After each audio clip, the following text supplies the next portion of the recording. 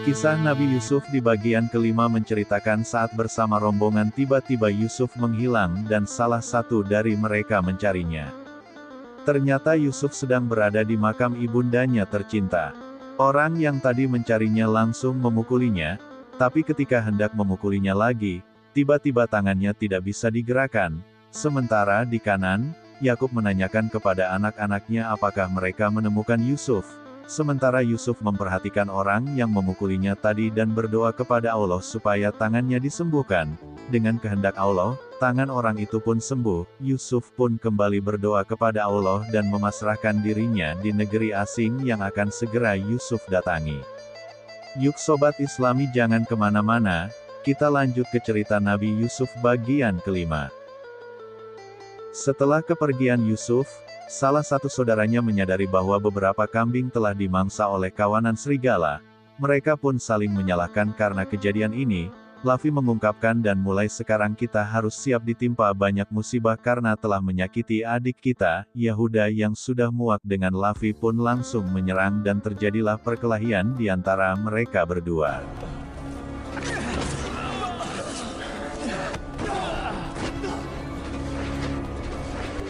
Sementara itu di rombongan khilafah salah seorang di sana menyadari bahwa Yusuf telah hilang dan tidak ada di antara para rombongan yang lain.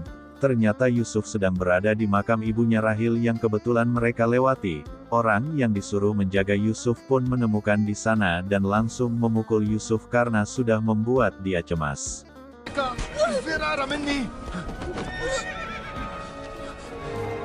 Ia sangat marah karena majikannya dulu sering berkata bahwa Yusuf sering kabur dari mereka. Ketika dia akan memukul Yusuf lagi, tangannya merasa kesakitan dan tidak bisa digerakkan sama sekali.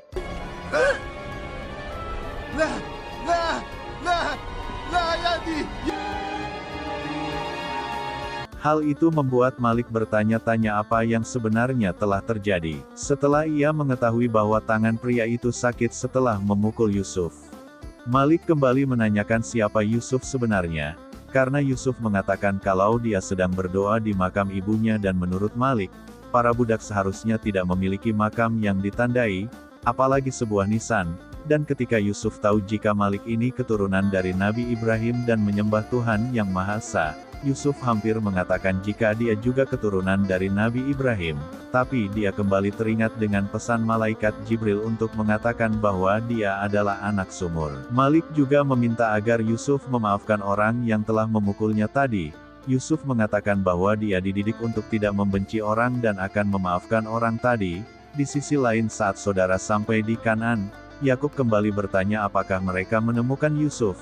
Dan ketika Yakub menyadari bahwa Yahuda dan Lavi terluka, dia mengatakan bahwa belum apa-apa serigala yang melukai Yusuf kemarin sudah saling melukai.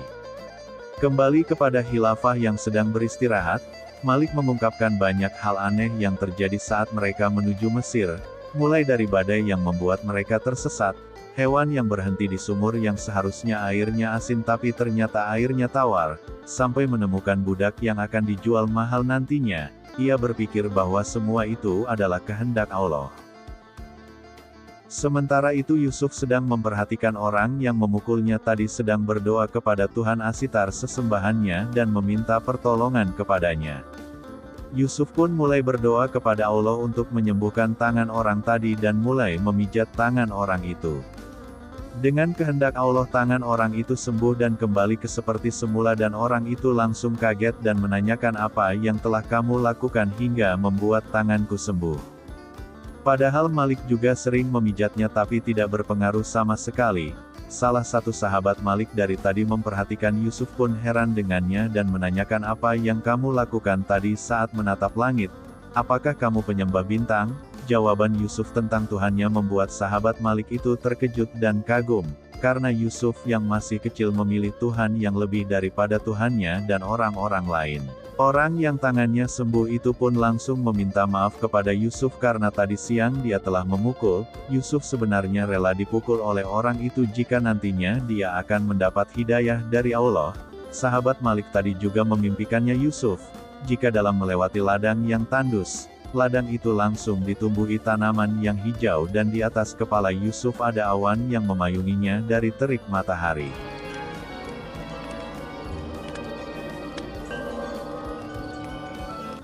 Hal itu membuat dia bertanya-tanya siapakah sebenarnya Yusuf ini. Siang harinya kejadian tadi malam diceritakan kepada Malik, tapi ia mengira bahwa ia sembuh karena Yusuf sudah memaafkannya. Tapi sahabatnya mengira bahwa Yusuf ini adalah salah satu wali dari Tuhan. ما أوثق العلاقة التي بينه وبين إلهه لعله من الأولياء. Tak berselang lama ada seorang kakek-kakek yang sedang sakit. Dan Malik mengira bahwa umurnya tidak akan panjang lagi. Yusuf yang merasa kasihan pun selalu menemani kakek itu selama perjalanan dan selalu mendoakannya. Dia juga mengatakan kepada kakek bahwa hidup dan mati adalah keputusan Allah, dan menyuruhnya agar tidak putus asa. Yusuf terus berada di sisinya dan memijat-mijat sang kakek, dan dengan kehendak Allah, kakek itu akhirnya bisa bangun dan bisa berjalan seperti layaknya saat dia sedang sehat.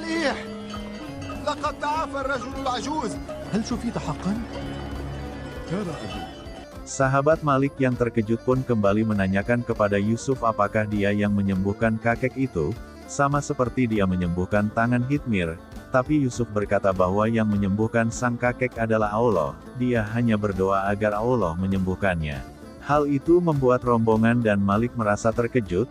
Saat mereka melanjutkan perjalanan, Malik menjelaskan kepada Yusuf tentang negeri Mesir yang maju dan memiliki pemerintahan yang jelas. Yusuf kembali berdoa kepada Allah dan memasrahkan dirinya di negeri asing yang akan segera Yusuf datangi. Singkat cerita, mereka akhirnya tiba di perbatasan negeri Mesir yang dijaga oleh tentara penjaga.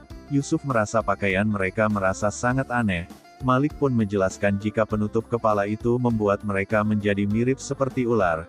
Karena negeri Mesir dikenal sebagai negeri ular, dan penduduk Mesir percaya bahwa negeri mereka dijaga oleh seekor ular yang besar. Yusuf juga kembali terkejut melihat banyaknya ternak di sana dan air yang mengalir begitu banyak di sungai, tapi itu semua hanya dimiliki oleh para dewa dan penguasa Mesir, bukan dimiliki oleh orang-orang biasa, karena penduduk di sini hanya pekerja saja dan tidak memiliki apa-apa.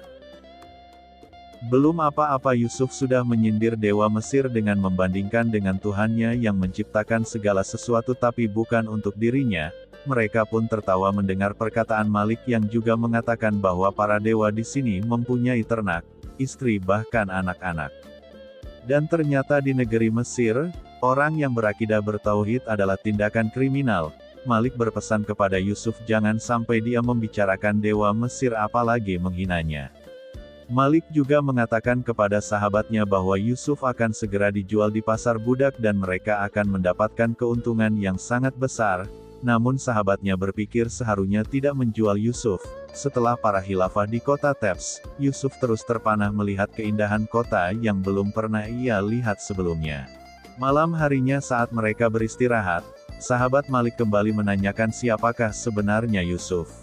Dia juga mengatakan bahwa Tuhan-Tuhannya sangat lemah dibandingkan dengan Tuhan Yusuf. Dia juga mulai penasaran dengan Tuhan Yusuf itu dan meminta Yusuf menceritakan tentangnya, dan pada akhirnya dia juga ingin beriman kepadanya dan ingin meninggalkan Tuhan-Tuhan sebelumnya.